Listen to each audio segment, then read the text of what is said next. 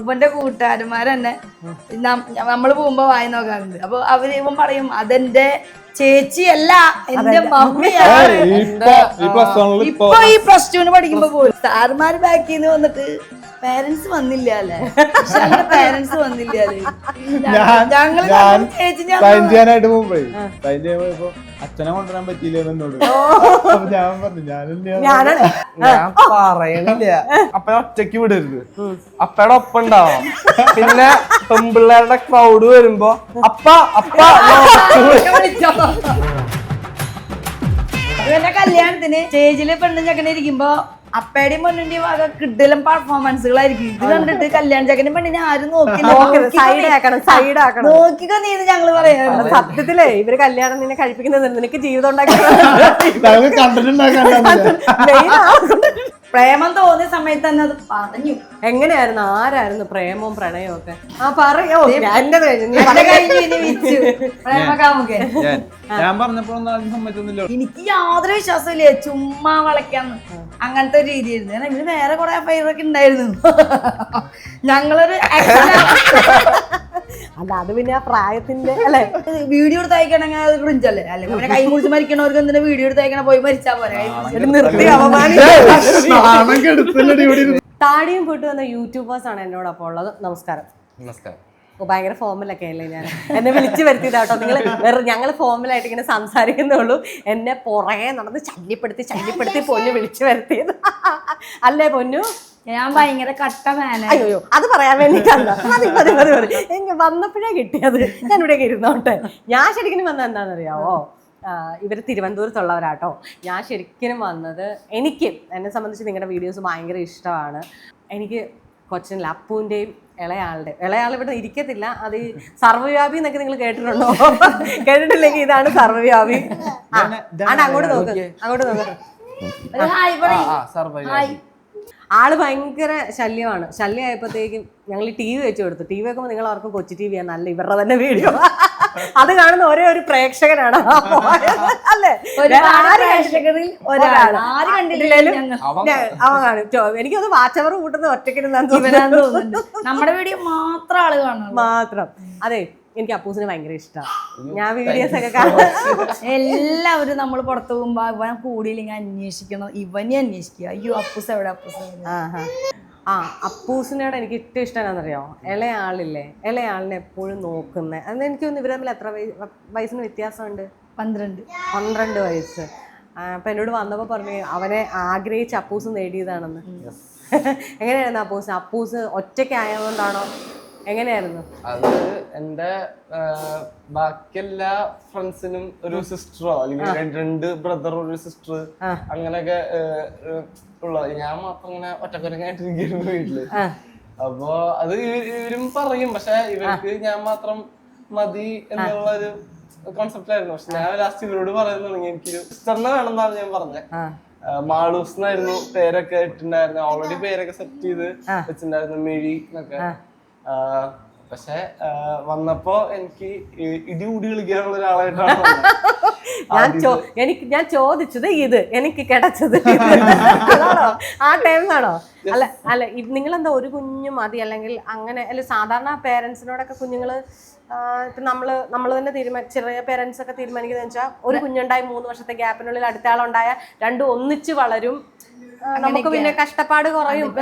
എന്റെ ഫാമിലിയിലൊക്കെ ശരിക്കും മമ്മിക്ക് ഇപ്പോഴും ഇനിയും ഒരാളും കൂടി വേണമെന്നാ പറയാം. 2-3 കുഞ്ഞുങ്ങൾ വേണം തന്നെ അവർ പറയും. പക്ഷെ ഞങ്ങൾക്ക് അപ്പോൾ ഒരാളും മതി. അതായത് അവനായിട്ട് അത്രയും ഭയങ്കര നമ്മുടെ സ്നേഹം മൊത്തം അവന് കൊടുത്ത് അവന്റെ സ്നേഹം മൊത്തം നമുക്ക് കിട്ടി. അത് വേറെ ഇനി വേണ്ട, വേറൊരാള് വന്ന ആ സ്നേഹം നമുക്ക് ഇവനുള്ള സ്നേഹം അങ്ങനെ പോവെന്നുള്ള അങ്ങനത്തെ ഒരു ചിന്ത, ചെറിയ നമ്മുടെ അറിവില്ലായ്മ ഒരു ചിന്ത. പക്ഷെ പിന്നെ മനസ്സിലായത് ഇവൻ ഒറ്റയ്ക്ക് ചെറുതായിരിക്കുമ്പോ വളരുമ്പോ അവന് കളിക്കാൻ ആരില്ല. നമ്മളെന്നൊക്കെ എപ്പോഴും പുറത്തായിരുന്നു, ബാംഗ്ലൂർ സെറ്റിലായിരുന്നു. അപ്പൊ അവിടെ റൂമിൽ ഫ്ലാറ്റിന്റെ അകത്താണ്. ബാക്കി കുട്ടികളുടെ കൂടെ ഒരേ വീട്ടിൽ നിന്ന് തന്നെ 2-3 കുട്ടികളും ഇവ ഒറ്റയ്ക്കായിരിക്കും. ഇവൻ താഴ്ത്ത് അവരുടെ കൂടെ പോയി കളിക്കുമ്പോഴും അവരുടെ കൂടിയും വേറെ സിബ്ലിങ്സ് ഒക്കെ ഇപ്പോഴും ഇവനാരുമില്ല. അപ്പൊ ഇവന് ആ സങ്കടം ഉണ്ടെന്നും അവടൊക്കെ പറയുകയും ചെയ്യും. എനിക്കൊരു ബ്രദറോ സിസ്റ്ററോ ഉണ്ടെങ്കിൽ എനിക്ക് ഗിഫ്റ്റ് കൊടുക്കായിരുന്നു, കളിക്കായിരുന്നു. ഗേൾസ് കുഞ്ഞ് ബേബി ഗേൾസിന് ഇഷ്ടം. അപ്പൊ അവൻ മാളൂസ് ഉണ്ടെങ്കിൽ എനിക്ക് മുടി കെട്ടായിരുന്നു, പൊട്ട് കുത്തി കൊടുക്കായിരുന്നു, കണ്ണെഴുതി കൊടുക്കായിരുന്നു, ഒരുക്കി നടത്തായിരുന്നു. പിന്നെന്താ ഓപ്പൺ ഷൂ അല്ലെ, കൊറേ ഡ്രസ്സിന് മാച്ചിന് നല്ല അടിപൊളി ഓപ്പൺ ഷൂസ് കൊടുക്കായിരുന്നു. ഇതിപ്പോ ആദ്യം കൺസീവ് ആയ സമയത്ത് തന്നെ ഗിഫ്റ്റ് ഞാൻ വാങ്ങിച്ചു വെച്ചിട്ടുണ്ടായിരുന്നു. ആദ്യം വാങ്ങിച്ച ഗിഫ്റ്റ് ഇപ്പോഴും ഇരിക്കണല്ലേ. അത് നമ്മുടെ ചാനലിലെ വ്ളോഗിലുണ്ട്. ഇവൻ തന്നെ ഇവന്റെ പൈസ കൊണ്ട് കിടിലൻ ഒരു ഫ്രോക്ക് മേടിച്ചു വെച്ചു. മാച്ചിങ് ആയിട്ടൊരു ഷൂ അപ്പേ വാങ്ങിച്ചിട്ടുണ്ട്. ഞാൻ ഹെയർ ബാൻഡും ആക്കി വെച്ചു. കാരണം ബേബി ഉണ്ടായ ആദ്യം അത് ഇടിക്കണം, അത് അവന് തന്നെ ഇടിക്കണം. എന്റെ ഉണ്ണിയാണെന്നാ പറയണ, ഞാൻ കൊടുക്കണ ഡ്രസ്സ് ആദ്യം ഇടിക്കണം.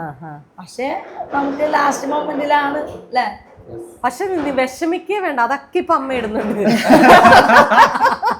ഫ്രോക്ക് ഇടുന്നുണ്ട്, ഷൂ ഇടുന്നുണ്ട്, ഞാൻ ഇതായിട്ട് പറഞ്ഞു ഹെയർ ബാൻഡ് ഇടുന്നുണ്ട്, പൊട്ടു എല്ലാം ചെയ്ത് കൊടുക്കുന്നില്ലേ. അത് ചെയ്യണ്ട്. ഇപ്പൊ പൊന്ന് ചില സമയത്ത് പൊന്നെ മാളൂസ് ആവുന്ന സമയത്ത് ഞാൻ വന്ന് ഇരിക്കുമ്പോ ഞാൻ ശബ്ദം മാറ്റിട്ട് അങ്ങനെ സംസാരിക്കും.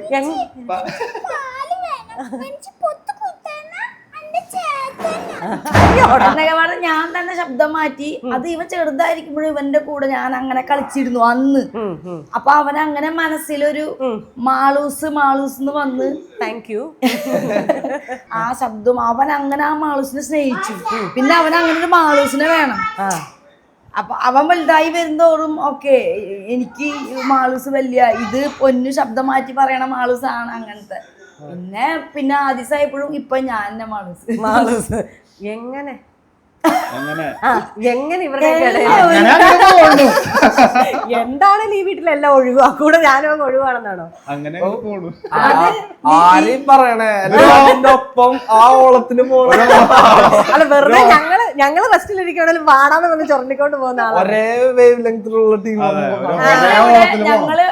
ഞങ്ങളെ പേഴ്സണലി അറിയണവർക്ക് അറിയാം. ഞങ്ങൾ ഈ ഓഫ് ക്യാമറയിൽ ഞങ്ങളുടെ ലൈഫ് ഇങ്ങനെ തന്നെയാണ്. ഈ ചിരിയും കളിയും ഈ ഒരു എനർജി ലെവൽ. ഇപ്പൊ നേരത്തെ ചോദിച്ച ചോദ്യത്തിന്റെ ഒരു മറുപടി പറയാം. വിച്ചു പറയും എല്ലാ പെൺകുട്ടികളെയും കല്യാണം കഴിച്ചു കൊടുക്കുമ്പോ അച്ഛന്മാര് ഇങ്ങനെ യാത്ര ആക്കുന്ന സമയത്ത് കരയണ ചടങ്ങും സംഭവങ്ങളൊക്കെ ഉണ്ടല്ലോ. കാറിൽ പോകുമ്പോ എല്ലാ അച്ഛനമ്മമാരും കരഞ്ഞ് യാത്രയാക്കും. പക്ഷെ ഞാൻ ഇവളെ കെട്ടി കഴിഞ്ഞപ്പോ ഞാൻ കളിയൊക്കെ ചുമ്മാ പറയുന്നതാണ്ടാ, കൂട്ടുകാരോടൊക്കെ പറയുന്ന. ഞാൻ പപ്പയോട് യാത്രയൊക്കെ പറഞ്ഞ് തിരിഞ്ഞു നോക്കുമ്പോ ഞാൻ കണ്ട കാഴ്ച പപ്പ അപ്പനോട് പറയും വർത്താനം പറയുമ്പോ പഞ്ചാബ് ബസ്സിനകത്ത് പട്ടണം പോയി ചട്ടനും പോയി ഓട്ടം കിട്ടി. പപ്പ കെട്ടിച്ചിട്ട് എന്നിട്ട് പപ്പ എങ്ങനെ വെച്ചിട്ട് പപ്പ പറയും ഒന്നും പറയണ്ട, എല്ലാം നീ തന്നെ നോക്കിക്കോ, ഒന്നും നോക്കണ്ട, ഇതാ എന്റെ ബാധ്യതയുടെ സാമ്രാജ്യത്തിന്റെ കീ. എവിടെയോ ചെറിയൊരു പിരി പോയി, അത് അന്വേഷിച്ച് ഇനി നീ കണ്ടെത്തിക്കോണം. അന്ന് ഇങ്ങനെ പപ്പ എസ് വെച്ചത് ഇപ്പഴാണോ മനസ്സിലായത്? ഇവിടെ കൊണ്ടുവന്നപ്പോ തന്നെ മനസ്സിലായി. അന്നേ മനസ്സിലായതാണ്. അന്ന് നമുക്കറിയാലോ എങ്ങനെയുള്ള ആളാണ്. പിന്നെ എന്താന്ന് വെച്ചിട്ടുണ്ടെങ്കിൽ ഞങ്ങൾ ഈ റീസെന്റ് ഒരു ഷോർട്ട് ഇട്ടുണ്ടായിരുന്നു, റീൽ ഇട്ടുണ്ടായിരുന്നു. അതില് ഇതാണ് പറയണേ, കല്യാണത്തിന് മുന്നേ ഈ ചാടിത്തുള്ളി കിടന്ന് നടക്കലും അവിടെ ഇവിടെ കളിക്കലും. അപ്പൊ എല്ലാവരും പറയും ഇതൊക്കെ നിന്റെ കല്യാണം കഴിയണവരെയല്ല, ഇത് കഴിഞ്ഞ് കഴിഞ്ഞാൽ കഴിഞ്ഞു എന്ന് പറഞ്ഞു. അങ്ങനെ ഞങ്ങൾ ടൈറ്റിൽ എഴുതിയ. പക്ഷെ കല്യാണം കഴിഞ്ഞപ്പോഴാണെങ്കിൽ അതിലും വലിയ വട്ടുള്ള ഒരാളാണ്. ഒരുമിച്ച് പൂരത്തിന്റെ പിറന്നാളിന്റെ ഇടയിൽ ചാടിത്തുള്ളുക. അതിനേക്കാളും ഭയങ്കര. അല്ല അത് പിള്ളേര് സപ്പോർട്ട് ആവുക വേറെ. ഫസ്റ്റ് ഒരു സ്ത്രീ എപ്പോഴും ആഗ്രഹിക്കുന്നത്, നമ്മളോടൊക്കെ ചെറുതിലെ ആയിരിക്കും പറയുന്നത്, നീ ഇപ്പൊ ഒന്നും ഇങ്ങോട്ടും പോകണ്ട, അതിന് കല്യാണം കഴിഞ്ഞ് കൊണ്ടുപോട്ടെ. കല്യാണം കഴിഞ്ഞ അതേ വേവലെന്നുള്ള ഒരാളെ കിട്ടിയില്ല, നമ്മൾ അവിടെ അരിഞ്ഞു.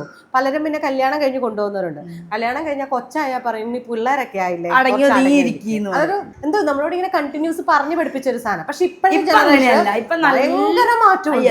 ഭയങ്കര മാറ്റം. പക്ഷെ നേരത്തെ പറഞ്ഞാൽ എന്റെ കാര്യത്തിൽ ഒരു തിരുത്തുണ്ട്.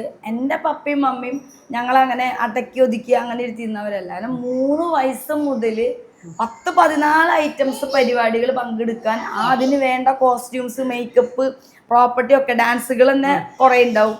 മോണാക്ട്, ഫാൻസി ഡേസ്, ഡാബ്ലോ, അങ്ങനെ എല്ലാത്തിനും സ്റ്റേറ്റ് ലെവലിലും എല്ലാത്തിലും എന്നെ കൊണ്ട് ഓരോ സ്റ്റേജും കൊണ്ട് നടന്നിരുന്നു. എന്റെ എഫേർട്ട് ഞങ്ങളുടെ റിലേറ്റീവ്സ് ഒക്കെ പറയും, അയ്യോ പാപ്പനും മാമിക്ക് തന്നെ ഇങ്ങനെ കൊണ്ടു നടക്കാൻ പറ്റുള്ളൂ. അങ്ങനെ കൊണ്ടു നടന്നില്ല എന്റെ പാപ്പ.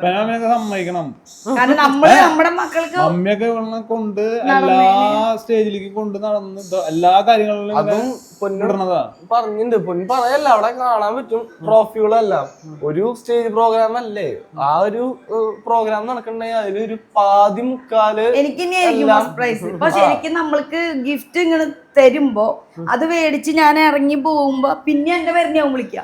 ലാസ്റ്റ് ഞങ്ങളുടെ അവിടുത്തെ സാറ് പറഞ്ഞു, നീ ഒരു കാര്യം ചെയ്യ്, നീ ഇനി ഇറങ്ങാൻ നിൽക്കണ്ട, മോണാക്റ്റും ഫസ്റ്റ് നിൽക്കുന്ന ഫാൻസി ഡ്രസ്സും single dance, double dance, group dance, folk dance ഒക്കെ നീ തിരിഞ്ഞു നിന്ന് മമ്മീനും അപ്പനെയൊക്കെ അടിയിൽ ഇങ്ങനെ നിർത്ത്, ഇങ്ങനെ പാസ് ചെയ്താൽ മതി എന്ന് പറഞ്ഞ അവസരങ്ങളുണ്ട്. അപ്പൊ എന്റെ മമ്മിയും ഇപ്പൊ നമുക്ക് ഒരു കുഞ്ഞിനെ പരിപാടി ഇവന് 4 പരിപാടികളിൽ പങ്കെടുപ്പിക്കുമ്പോ 4 ഒരു ഫസ്റ്റാ. ആ 4 നമ്മൾക്ക് 40 പരിപാടി അവതരിപ്പിക്കേണ്ട പ്രാന്താ. ഞാൻ ആലോചിക്കും എന്റെ മമ്മിക്ക് ഇത്രയധികം പരിപാടികൾ എന്നെ കൊണ്ടു നടന്നത് എത്ര എഫേർട്ട് എടുത്തിട്ട്. അപ്പൊ ആവശ്യത്തിലേറെ ഫ്രീഡം ഞങ്ങൾക്ക് തന്നുണ്ട്. ഞങ്ങളതൊന്നും മിസ്യൂസ് ചെയ്തിട്ടില്ല. പക്ഷെ ഈ പറഞ്ഞ പോലെ ഈ പറഞ്ഞ പെൺകുട്ടിയാണ് അടങ്ങി ഒതുങ്ങിയിരിക്കണം എന്നുള്ള രീതിയൊക്കെ പണ്ട് കാലത്ത് ഒരുപാട് സ്ഥലങ്ങളിലുണ്ട്.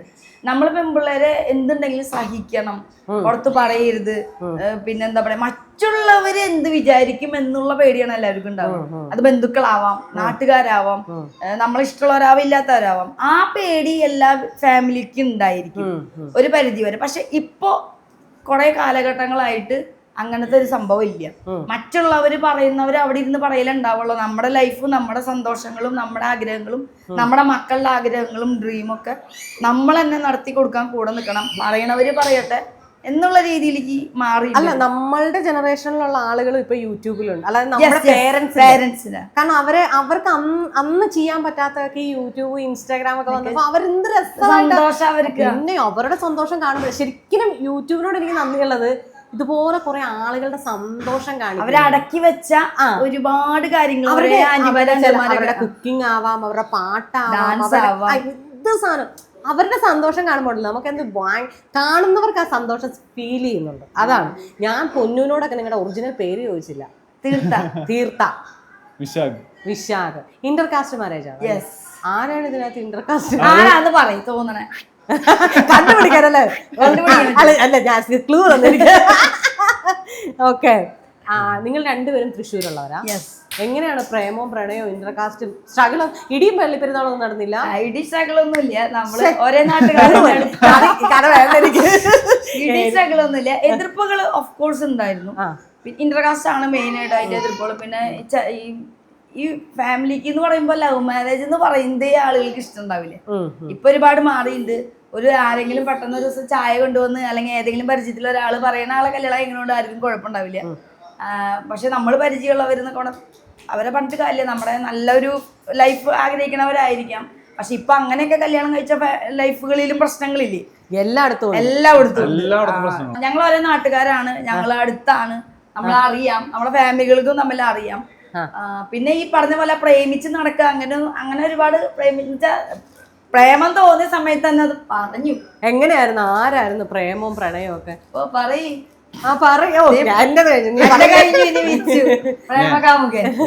ഞാൻ പറഞ്ഞപ്പോഴൊന്നും ആദ്യം സമ്മതിച്ചൊന്നുമില്ല. ഇതൊരു കഥയാണ്, ഞാൻ പറഞ്ഞല്ല. സൂപ്പർ തുടക്കം മുതൽ വേണം. ഇതെന്തോന്ന് നിങ്ങൾക്കറിയാം നിങ്ങളുടെ പ്രണയത്തെ കുറിച്ച്? അപ്പൂനറിയാവോ? പറഞ്ഞ് അവിടുന്നൊക്കെ കംപ്ലീറ്റ് സ്റ്റോറി ഇവര് പറയുമ്പോഴല്ലേ ഒരു അല്ല, അതുകൊണ്ടല്ല ചോദിച്ചാ, എന്തെങ്കിലും തെറ്റ് വന്നാൽ തിരുത്തി കൊടുക്കണം. ഓക്കെ, പറ. ഞാൻ ഇഷ്ടം പറഞ്ഞ ഫസ്റ്റ് നമുക്ക് എന്നുപോലെ കണ്ടു തുടങ്ങി. എന്നുപോലാണ് ഞാൻ വീടിന്റെ അടുത്ത് തന്നെയാണ്. ഞങ്ങളെ വീടിന്റെ അടുത്ത് തന്നെയാണ്. ആദ്യം പറഞ്ഞത് ബിനീഷിന്റെ അടുത്താണ്. എന്റെ കൂട്ടുകാരന്റെ അടുത്താണ് ഞാൻ പറഞ്ഞത്. എനിക്ക് വളരെ ഇഷ്ടമായി. ഞാൻ അപ്പൊ നേരിട്ട് പറഞ്ഞില്ല, ഞാൻ എന്റെ കൂട്ടുകാരന്റെ അടുത്ത് പറഞ്ഞു. കൂട്ടുകാരൻ വന്നിട്ടാണ് പിന്നെ ഇവളുടെ അടുത്ത് പറയണേ എന്റെ കാര്യം. അപ്പൊ ഇവള് പറഞ്ഞ നടക്കില്ല, വേറെ എന്തൊക്കെയാണ് വീട്ടുകാരെ. പിന്നെ നീ വിചാരിക്കുന്ന പോലത്തെ ഒരാളല്ല ഞാൻ, എന്റെ അടുത്തൊന്നും നടക്കില്ല, എനിക്ക് വേണ്ട, എനിക്ക് ഇഷ്ടമില്ല. വീട്ടുകാരെ അത് മറ്റേ ഇന്റർകാസ്റ്റേക്കാരന് അങ്ങനെയൊന്നും വേണ്ട, അതൊന്നും ഇതെല്ലാം പറ്റില്ല. ഞാനപ്പോ എന്താ ഞാൻ കൊറേ നാള് പിന്നാണ് നടന്ന് പിന്നെ ഇത് പറഞ്ഞുകൊണ്ടിരിക്കുകയാണല്ലോ. നമ്മുടെ അപ്പൂനൊരു ചെറിയ ഡ്യൂട്ടി ഉണ്ട്. ചോദിച്ചു മേടിച്ച സാധനം ഇച്ചിരി പണി കൊടുത്തു അപ്പൊ അവനെടുത്തോണ്ട് ഇടയ്ക്കിടയ്ക്ക് ഞാൻ കുറച്ച് പ്രശ്നങ്ങൾ. അപ്പൊ തന്നെ എല്ലാ കാര്യങ്ങളും നോക്കാറ്. നമ്മളിപ്പോ പുറത്തേക്ക് പോകണ്ടെങ്കിലും അല്ലെങ്കിൽ ഇവിടെ നിന്ന് നമ്മളെ എങ്ങോട്ടേക്ക് പോകണ്ടെങ്കിലും ശരിക്കും അമ്മയോട് പെറ്റ് കയ്യിലോട്ട് തരാനേ പറഞ്ഞു. അല്ല, അവൻ കാലത്ത് തൊട്ട് അവന്റെ കൂടെ കൂടുതലായിട്ട് സേഫ് ആയിട്ട് ഇരിക്കുക, വർത്താനം പറഞ്ഞ അവന്റെ കൂടെ കളിച്ച് അവന്റെ കൂടെ തന്നെ. ഇപ്പൊ ഞാനാണ് ഇരിക്കണം എന്ന് നോക്കുക, അപ്പൊ പൊന്നു പോയുമ്പോ ഞാൻ ഇരിക്കുന്നു നോക്കുക. ഞാൻ നോക്കാന്ന് വെച്ചിട്ടുണ്ടെങ്കിൽ ചിലപ്പോ അവൻ ഇരിക്കില്ല. അങ്ങനെ കുറച്ചേരം കഴിയുമ്പോ മമ്മീനെ കാണണം. പക്ഷെ അപ്പൂസിന്റെ കൂടെ കംഫർട്ടാ.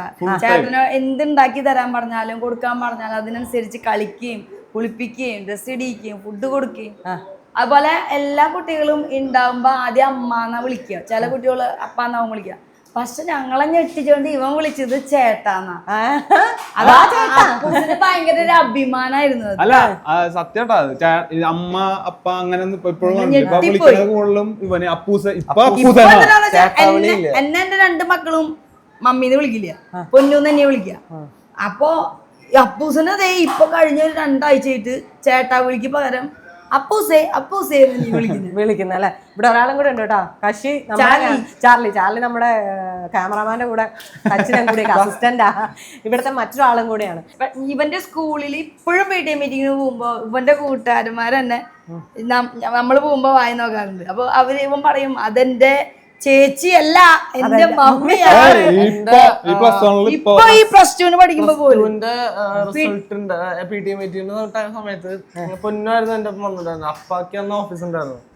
അപ്പൊ എന്റെ ഒരു കൂട്ടുകാരൻ അവ ഇങ്ങനെ പൊന്നിനെ നോക്കാം. പൊന്ന സമയത്ത് ഒറ്റയ്ക്ക് ഇരിക്കണ ഞാൻ ഒരു ടീച്ചർ കാണാൻ പോയിക്കായിരുന്നു. എന്നിട്ട് എന്റെ വേറെ കൂട്ടുകാരന്മാര് വന്നിട്ട് പറയാ, ഇവനില്ലേ, പേര് പറയില്ല, ഇവൻ നിന്റെ മമ്മീനെ ഇങ്ങനെ വായ നോക്കിട്ടായിരുന്നു. ഞാൻ പറഞ്ഞു അതാ മനസ്സിലായിണ്ടാവില്ല.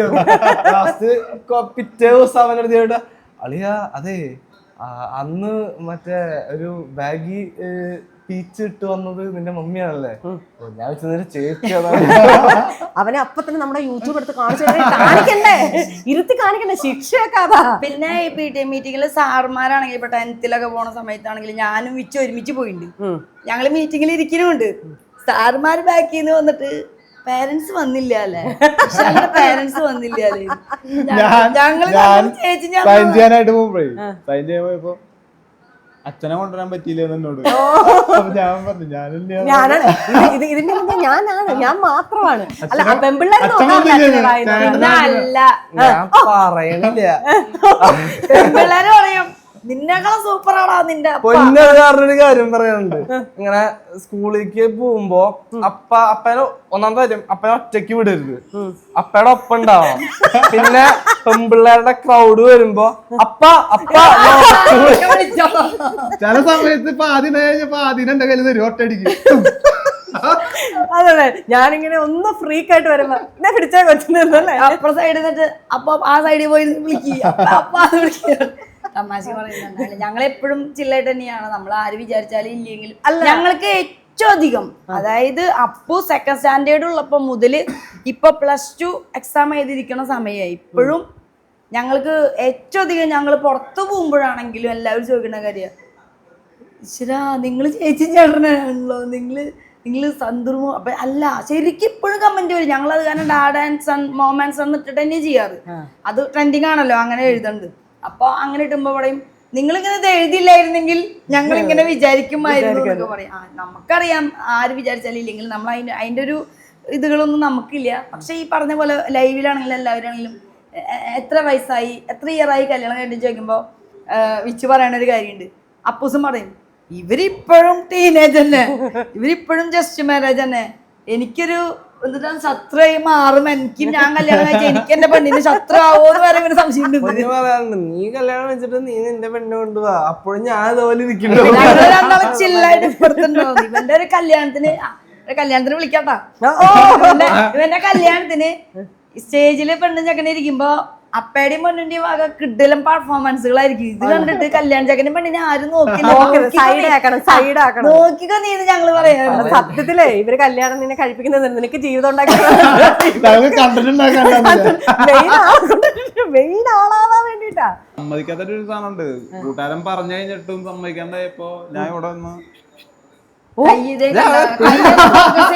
കാണാൻ പറ്റും. 1, 2, 3, 4 ഇത് കട്ട് ചെയ്തായിരുന്നു വിച്ചുവിന്റെ.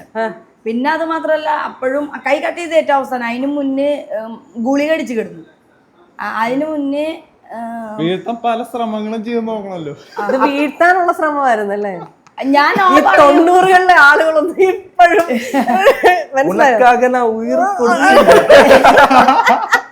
ഞാൻ അങ്ങനെ ഒരു അഫയറിന് അതിനുള്ള ഒരു മൈൻഡ് അല്ല. അപ്പൊ ഞാൻ വേണ്ട അത് ശരിയാവില്ല. ഇപ്പൊ തോന്നി കഴിഞ്ഞ് കുറെ നാൾ കഴിയുമ്പോ ചിലപ്പോ ഇത് വേണ്ടായിരുന്നു, തെറ്റായ തീരുമാനമായെന്ന് തോന്നി കഴിഞ്ഞാലോ പിന്നെ ഇന്റർകാസ്റ്റ് ഒരിക്കലും എന്റെ വീട്ടുകാർ സമ്മതിക്കില്ലെന്ന് എനിക്കറിയാം.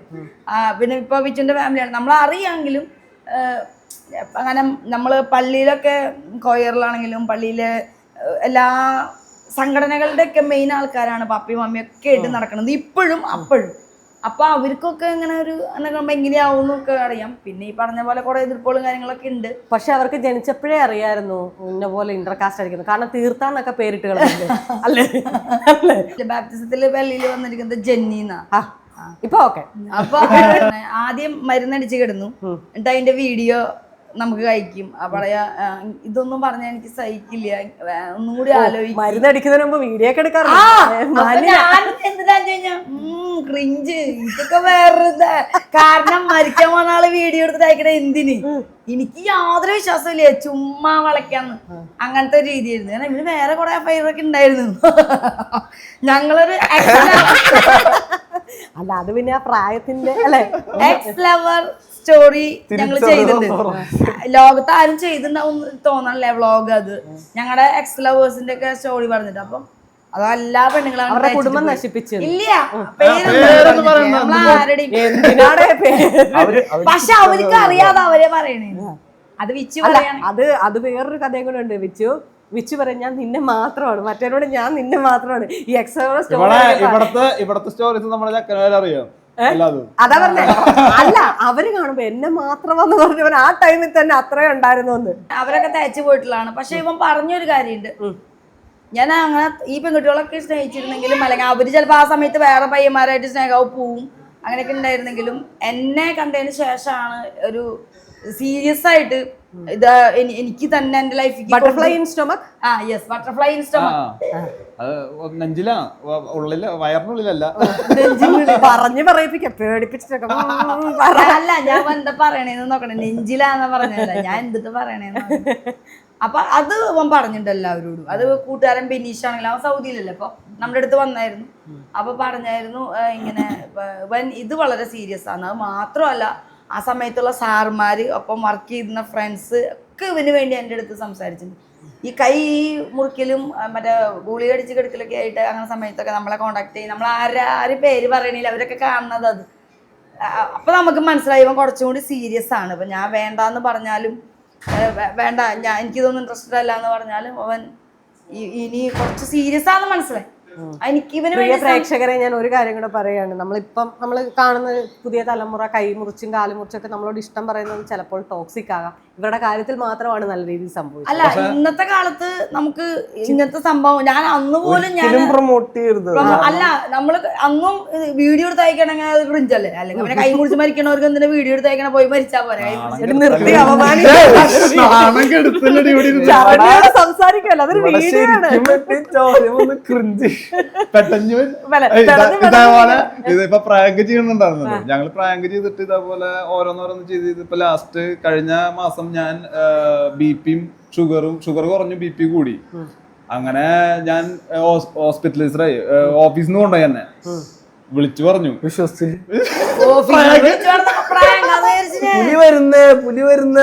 ശരിക്കും പുലി വരുമ്പോ 2-3 പ്രായം അങ്ങനെ ഓഫീസിൽ നിന്ന് ബ്ലഡിൽ മുങ്ങിട്ടൊക്കെ കൂട്ടുകാര് കൊണ്ടിട്ട് നാട്ടുകാരൊക്കെ വന്ന് കരഞ്ഞ് ലീവ് കിട്ടു തോന്നുന്നു ആൾക്കാര്.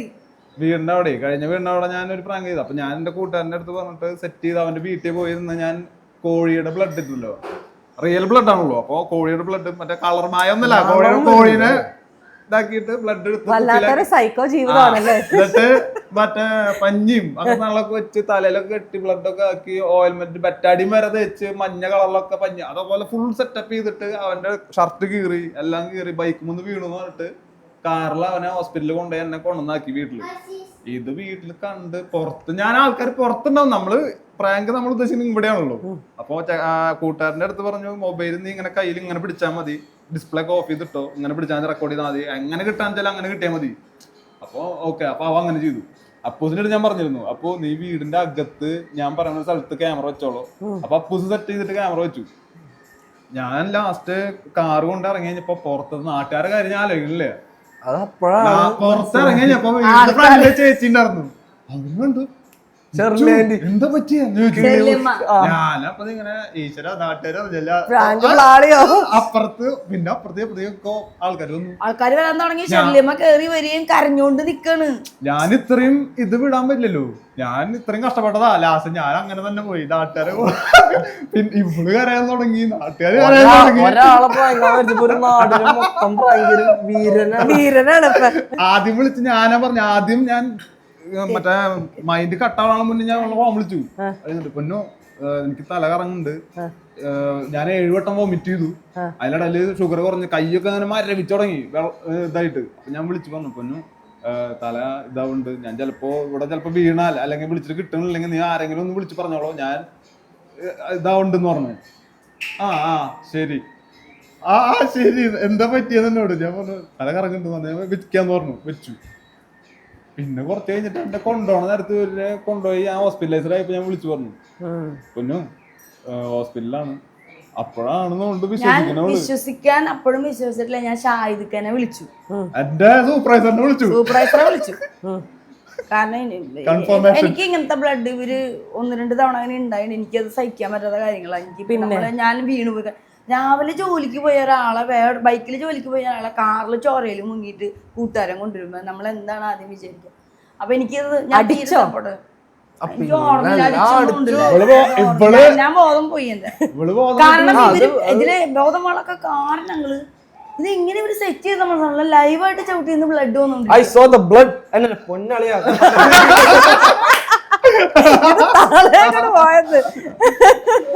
മമ്മി ഓഫ് കോഴ്സ് എനിക്ക് ഭയങ്കര ഇത് തന്നെയാ. പക്ഷെ പപ്പ ഹലോ എന്താ സുഖല്ലേ എന്ന് ചോദിച്ചാ പപ്പയുടെ വരെ ഹലോ കേട്ടാ ഞാൻ എന്റെ കണ്ണ് പറയുന്നത് എന്താന്ന് എനിക്കറിയില്ല. എഴുതി കാണിച്ചാൽ മതി, ഞാൻ ആലോചിക്കേണ്ട ഒരു ദിവസമില്ല. എനിക്കൊരു നല്ല ഈ ഇന്റർവ്യൂ ഞാൻ വിളിച്ച് പറഞ്ഞായിരുന്നു പപ്പ ഇന്റർവ്യൂ. കാരണം എന്റെ ഓരോ അച്ചീവ്മെന്റ്സും അവരുടെ സന്തോഷാണ്. പപ്പ എന്നോട് പറഞ്ഞത് സന്തോഷം മാത്രല്ല പ്രാർത്ഥനയാണ്. പപ്പ കൈ വിരിച്ച് നിന്ന് കൊന്ത ചെല്ലും.